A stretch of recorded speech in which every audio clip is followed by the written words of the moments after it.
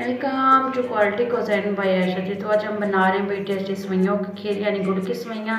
मैंने 1 कप सेवइयाँ लिया और 1 कप गुड़ लिया है। गुड़ को मैंने थोड़ा सा मैश कर लिया है, पीस लिया है। ड्राई फ्रूट लिया है, सारे ड्राई फ्रूट मैंने 1-1 चम्मच लिए हैं और 4 मैंने सब्ज़ इलायची ली है। अब जी हम एक कढ़ाई में शामिल करेंगे 2 टेबल स्पून ऑयल और उसमें जाएंगी जी सेवइयाँ। सेवइयों को हम थोड़ा सा भून लेंगे, हल्का सा इसका कलर चेंज कर लेंगे। जैसे इसका कलर चेंज हो तो हम इसमें शामिल कर देंगे दूध। मैं 2 लीटर लिया, 2 लीटर दूध हम शामिल करेंगे और इसमें हम सेवइयाँ पकने देंगे।